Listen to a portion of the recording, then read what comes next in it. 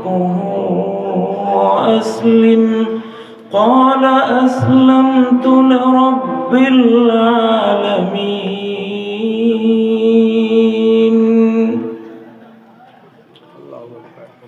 هو الذي أرسل رسوله بالهدى ودين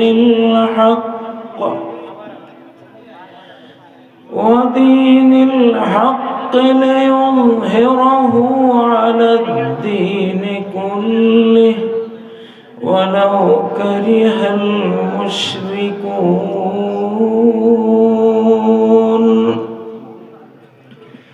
إن الله وملائكته يصلون على النبي يا أيها الذين آمنوا صلوا عليه وسلموا تسليما اللهم صل على محمد وعلى آل محمد كما صليت على إبراهيم وعلى آل إبراهيم إنك حميد مجيد اللهم بارك على محمد وعلى آل محمد كما باركت على إبراهيم وعلى آل إبراهيم إنك حميد مجيد তাকওয়া জামে মসজিদ ইন্তেজামিয়া কমিটি এলাকাবাসীর উদ্যোগে নবম বার্ষিক তাফসীরুল কোরআন মাহফিল 2রা জানুয়ারি 2025-এর সম্মানিত সভাপতি মুফতি আব্দুর রহমান খতিব জামে মসজিদ এবং আজকের এই মাহফিলে তাশরিফ যিনি আনবেন সৈয়দ আনোয়ার হোসেন তাহের জাবেরি আল মাদানী আকরামাহুল্লাহ, মৌলানা তারেক মুনাওয়ার আন্তর্জাতিক খ্যাতিসম্পন্ন বিশিষ্ট ইসলামী চিন্তাবিদ, অন্যান্য উলামা ইকরাম,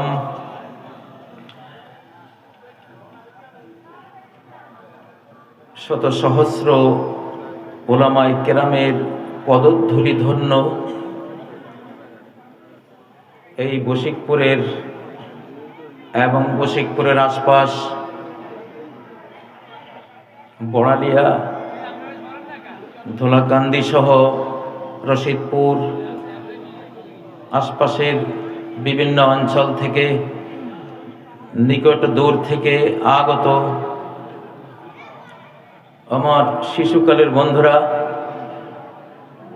আমার ব্লাডের সাথে যাদের ব্লাড জড়ানো অনেকেরই, আমার সেই সব স্বজনরা এবং অনেক সমপাঠী বিদ্যালয়ে যারা একসাথে আমরা জ্ঞানের আলোর কণিকা আহরণ করেছি, তারা এই অঞ্চলের মুরব্বিয়ানে কেরাম এবং সর্বস্তরের মুসলিম ভাই ও বোনেরা, আল্লাহ তাবারাকা ওয়া তাআলার দিকে মুতাওয়াজ্জহ হচ্ছি, তার অভিমুখী হচ্ছি, অন্তর্জগতে তাকে স্মরণ করছি, তার দেয়া জিহ্বা দিয়ে তাকে ডাকছি।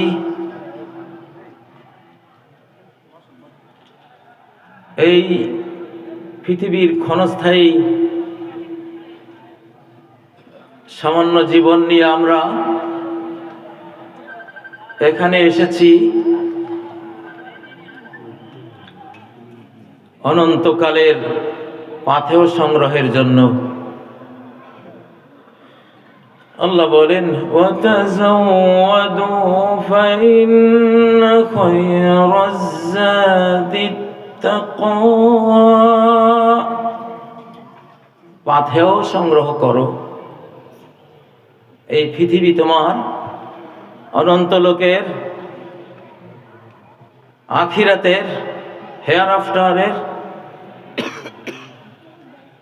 পাথেয় সেই জীবনে কোথায় থাকবে, সেই ঘরবাড়ি নির্মাণের জায়গা এই পৃথিবী, সেই পৃথিবীতে কি খাবে, সে খাবার সংগ্রহের জায়গা এই পৃথিবী, ওই অনন্ত লোকে কি পান করবে, সেই নদী নালা ঝর্ণা ধারা তৈরি করার জন্য জায়গা এই পৃথিবী, সেখানে কি ধরনের বিল্ডিং নির্মাণ করবে, সেই নির্মাণের সামগ্রী সোনা রূপা সংগ্রহের ব্রিকফিল্ড এই পৃথিবী। জাহান্নাম থেকে বাঁচতে হবে, আগুন থেকে বাঁচতে হবে, ফায়ার থেকে বাঁচতে হবে, সেই বাঁচার সকল সামগ্রী নেয়ার জায়গা এই পৃথিবী। এখান থেকে বাঁচার আয়োজন করে না গেলে সেখানে বাঁচার কোনো উপায় নেই। প্রিয় বন্ধুরা, এই বশিকপুর এই স্কুলে আমি 1 বছর পড়েছিলাম, গঙ্গা শিবপুর প্রাইমারি স্কুলে। এই মাঠে আমরা খেলাধুলা করেছি, জাতীয় সঙ্গীত, তখন পাকিস্তান ছিল, সেই জাতীয় সঙ্গীত আমরা পড়েছি। এখানে একজনের কথা খুব মনে পড়ে, গামা নামে, আমরা গামা বলতাম, মারা গেছেন, সিরাজ মনে হয়, খুব হেলদি ছিল। এই যে আমার এক বন্ধু মনে হয়, উনিও একত্রে ছাত্র ছিলাম এই স্কুলে সম্ভবত। অনেকে আছেন হয়তো আমার সামনে, আপনারা আছেন, একটু টাইম ট্রাভেলস করে সময়ের পেছনের দিকে গিয়ে দেখলাম এই ছোট্ট প্রাইমারি স্কুলকে। স্যারদের কথা মনে পড়ে, অঙ্ক কিভাবে একজন করাতেন, সেকেন্ড মাস্টার একজন ছিলেন, কিভাবে পেটাতেন, এগুলি সব মনে পড়ে। যাই হোক, আল্লাহ তাদের সবাইকে জান্নাত নসিব করুন, দোয়া করি, আমিন। আনা আব্দুমান আল্লামানি হারফান, যে আমাকে একটি অক্ষর শিখিয়েছে সে আমি তার গোলাম। আনা আব্দুমান আল্লামানি হারফান, একটি হরফ, একটি বর্ণ যে আমাকে শিখিয়েছে আমি তার একজন সেবক। এটাই ইসলামের শিক্ষা। প্রিয় ভাইরা, আমি সূরা আন-নাহলের 26 নম্বর আয়াতটি তেলাওয়াত করেছি, যেখানে আল্লাহ বলেছেন, قَدْ مَكَرَ الَّذِينَ مِنْ قَبْلِهِمْ, এদের আগে এই যুগে যারা আমার বিরুদ্ধে চক্রান্ত করে, ষড়যন্ত্র করে, এদের আগে অনেক ষড়যন্ত্র আমার বিরুদ্ধে হয়েছিল। আল্লাহ বলছেন, কার বিরুদ্ধে ষড়যন্ত্র হয়েছিল? আল্লাহর বিরুদ্ধে ষড়যন্ত্র মানে কি?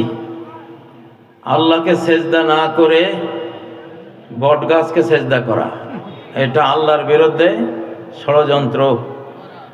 আল্লাহকে সেজদা না দিয়ে লাত মানাত উজ্জাকে সেজদা করা, এটা আল্লাহর বিরুদ্ধে ষড়যন্ত্র। স্কুলের হেডমাস্টারকে না মেনে ওনাকে চেয়ার থেকে বের করে দিয়ে ওই জায়গায় যদি পিয়ন বসে যায়, এটা হেডমাস্টারের মেহমানদারি না, তার বিরুদ্ধে ষড়যন্ত্র। তেমনি এই বিশ্ব, এই মহাবিশ্ব, এর গ্যালাক্সি ছায়াপথ থেকে শুরু করে এক একটি ধূলি কণা, ইলেকট্রন, নিউট্রন, প্রোটন, অণু, পরমাণুর চেয়েও আরো ক্ষুদ্রাতি ক্ষুদ্র কণিকা পর্যন্ত কার মালিকানাধীন? কার? আরো জোরে, কার? আল্লাহ। নাকি বঙ্গবন্ধুর? কার? নাকি আমেরিকার, জাতিসংঘের, নাকি আমাদের পার্শ্ববর্তী যারা আছে ওদের? কার এগুলি?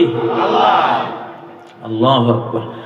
লা ইয়ামলিকুনা মিসকালা যাররাহ, আল্লাহ ছাড়া যারা আছে এক যাররারও কারো মালিকানা নাই। মালিকানা কার?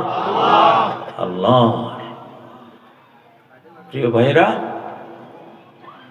তো সেজদার মালিক কে? আল্লাহ। এই কপালের মালিক কে?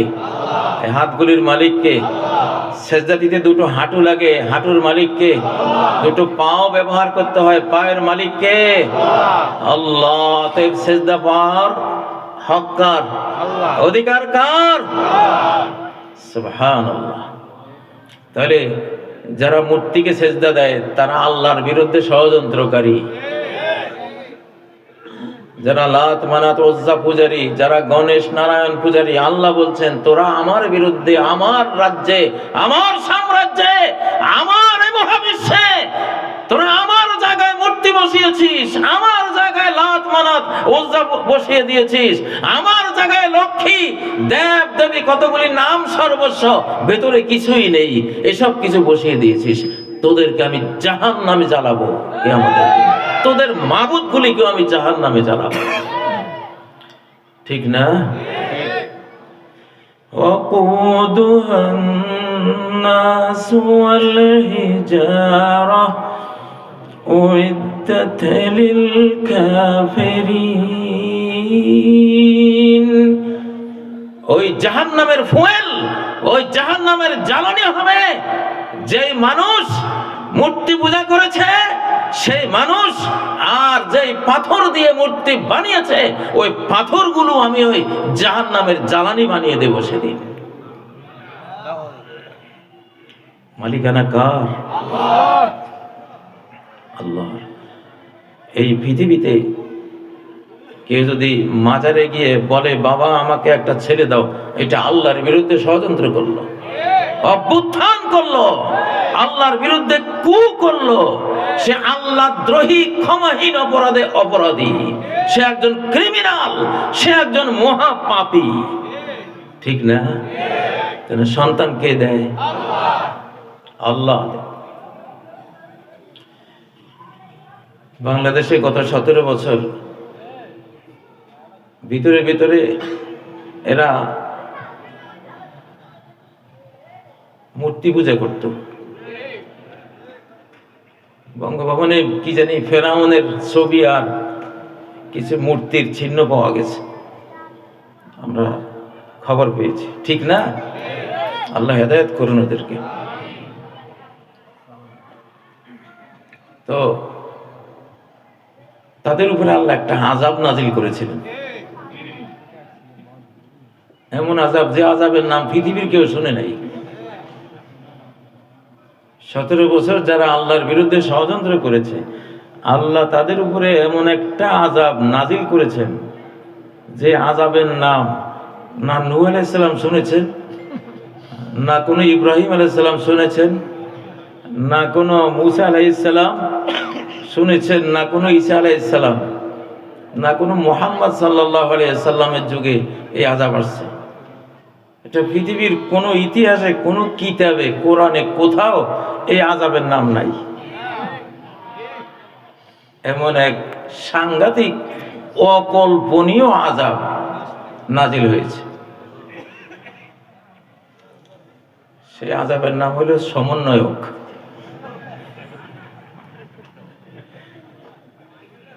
সেই আযাবের নাম কি? সমন্বয়ক। এই আযাবটা আমি আগে দেখছি রে ভাই, এটা যে আযাব, কিন্তু আবার আমাদের জন্য রহমত। আমাদের জন্য কি? রহমত। ওদের জন্য আযাব, আর যারা ভালো তাদের জন্য এটা সমন্বয়ক নামক কোন জিনিস কোন আলিম ওলামা আপনারা পড়ছেন কিতাবে? এইটা আমাদের 60-65 বছরের ইতিহাসে এর নাম আমরা কেউ শুনি নাই। সমন্বয়ক দিয়ে আযাব আসে, এমন আযাব, এইটা দিয়া আমরা তো আবাবিলের নাম শুনছি, তয়রান আবাবিল।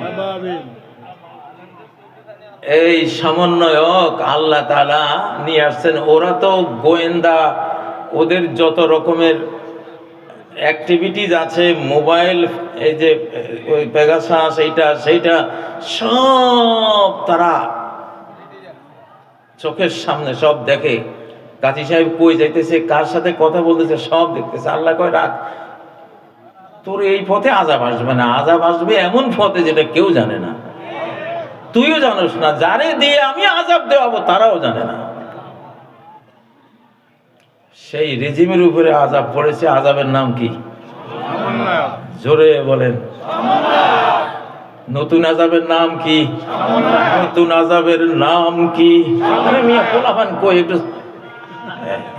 এই রেজিমে যদি তোমরা এরকম ঠান্ডা হয়ে থাকো তাই তো ওয়াজ বন্ধ করে দিতে হবে। আমি এমনি ওয়াজ করতে আসি না, এখন ঢাকায় কাজ করি, গঠনমূলক কাজের সময় দেই।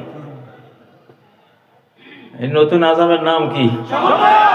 সমন্বয়ক। সমন্বয়করা তোমরা আবার রাগ করো না, তোমরা আমাদের জন্য রহমত। আল্লাহু আকবার, আল্লাহু আকবার, আল্লাহু আকবার।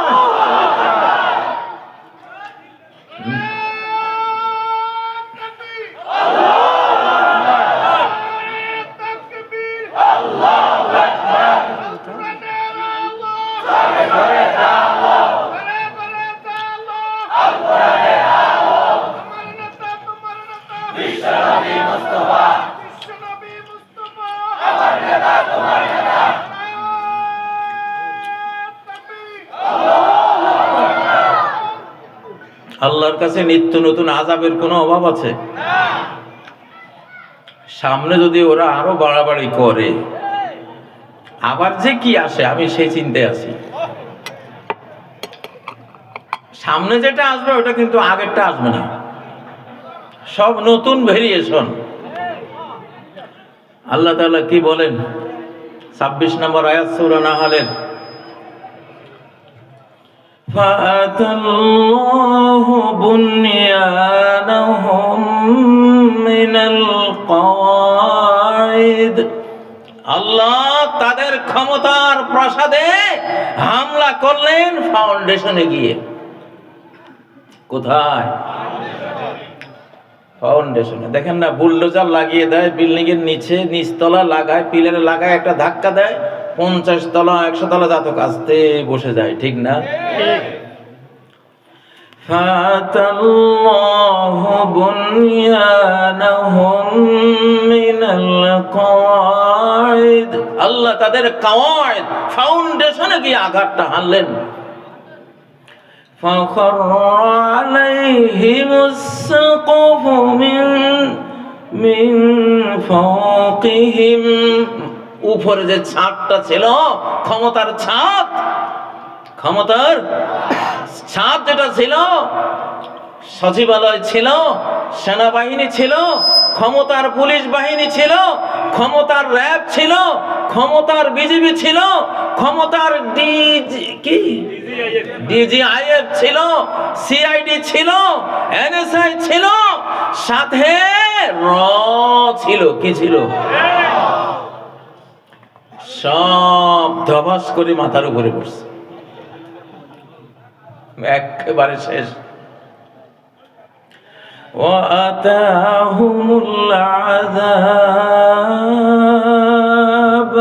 শাস্তি এসে গেছে। 45 মিনিট আগেও আমি প্রধানমন্ত্রী, 45 মিনিট পরে সাজা এসে গেল।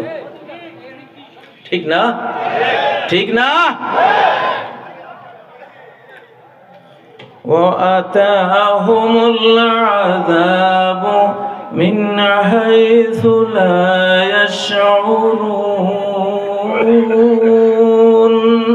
এমন ভাবে আযাবটা আসলো, এমন সমন্বয়ক নামক আযাব, সমন্বয়ক নামক টর্মেন্ট, সমন্বয়ক নামক পানিশমেন্ট আকাশ থেকে বরাদ্দ হয়ে গেল, যে ওরা অনুভবই করতে পারলো না কেউ যে এমন একটা হইতে পারে। ও ভাইয়েরা,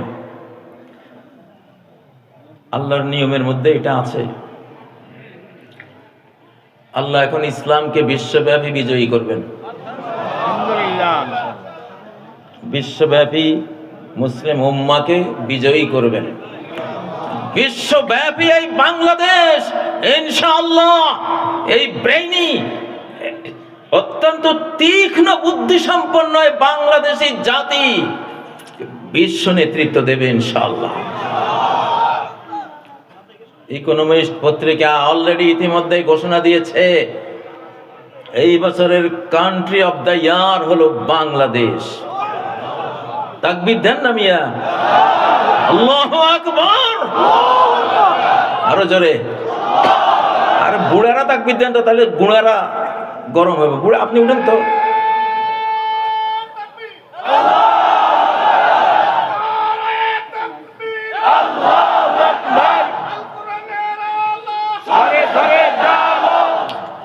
কয় যে ইকোনমিস্ট কয় যে 4টা দিন কোন সরকার ছিল না। কয় ঘন্টা? 4 দিনে কয় ঘন্টা? 4 দিনে কয় ঘন্টা হয়? 424, 96 ঘন্টা, তাই না?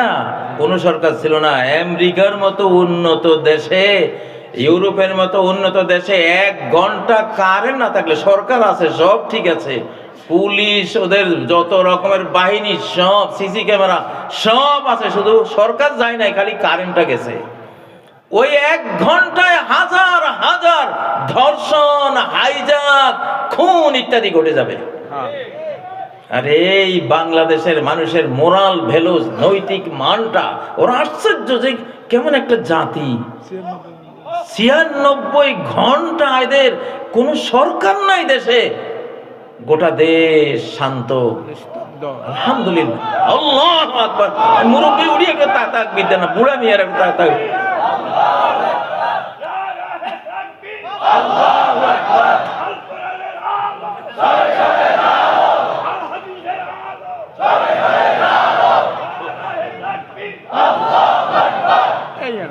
এই না হয়েছে। শোনেন, এই আমলে যত তাকবীর দিবেন বুড়ারা দিবেন। এটার একটা কৌশল আছে, হিকমত আছে, কারণ আছে। কারণটা কি? কারণ হলো পার্শ্ববর্তী যারা আমাকে হামলা করতে চায়, ওরা চাইয়া দেখবে আর বলবে, ওরে বাপরে বাপ, যে দেশের বুড়ার এত তেজ, জওয়ানের কি অবস্থা। বাইরে যাস না, এইসব দেশে যাওয়া ঠিক না। হযরতে মাহমুদুল হাসান দেওবন্দি রহমতুল্লাহ আলাইহির ইতিহাস মনে পড়ল। উনি ছোট্টখাট্ট ছিলেন, ঠিক না, ছোট্টখাট্ট, কিন্তু জ্ঞানের গোলা বারুদ। উনি খ্রিস্টানদের সাথে উনি ধর্ম নিয়ে তর্কবস করতেন, ওদেরকে পরাস্ত করে দিতেন। তো ওনার কৌশল ছিল কি, ওনার এক ছাত্র ছিল এই মোটা, একেবারে আপনার 6.5 ফুট লম্বা, এই মাথা, হাফিজ ভুঁইয়ার মতো। আমাদের হাফিজ ভুঁইয়ার নাম কারা কারা শুনছে একটু হাত তুলে দেখি। আরে হাফিজ ভুঁইয়া, আল্লাহ ওরে জান্নাত নসিব করো। আমার চাচায় গল্প করতো, হাফিজ ভুঁইয়ার একটা হাত আমাদের গোটা বডির সমান এরকম মোটা ছিল। একটা হাত, আমাদের বডিটা যত মোটা, একটা হাত এত মোটা ছিল।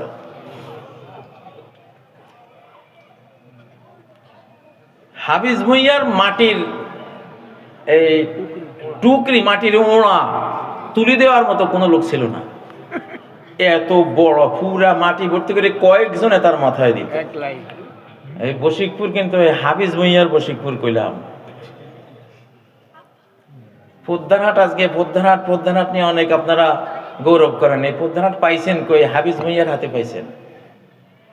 পদ্মারহাটে বিশাল জঙ্গল, সব চিতাবাঘ, বাঘে ভরা, হয়তো টাইগারও ছিল।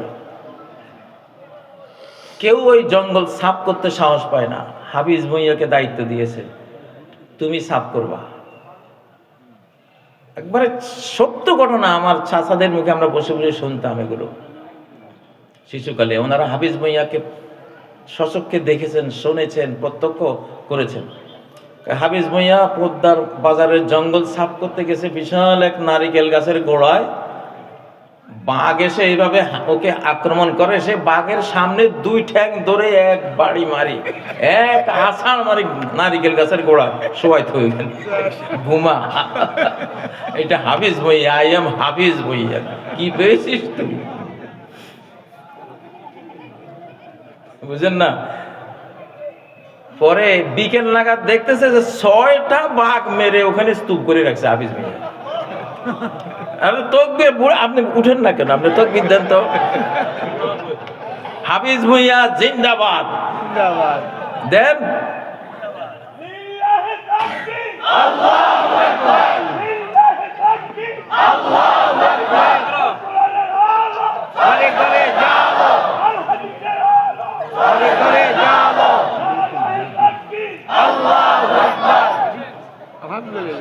আলহামদুলিল্লাহ।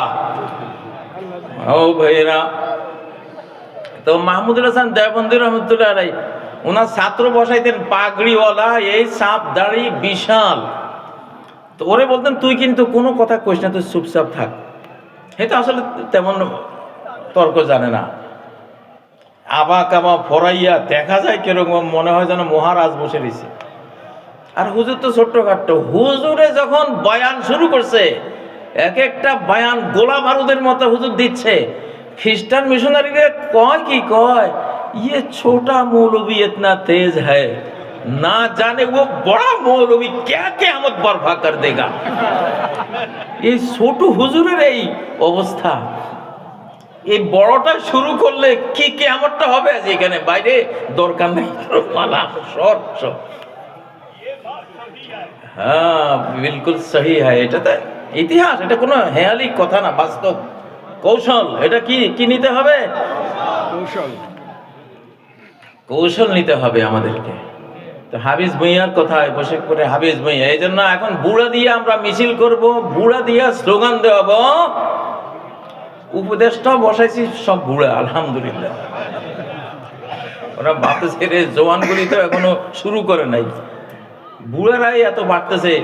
যখন আরো শক্তিশালীরা আসবে তারা জানে কি করবে। এটা হেকমা। এটা কি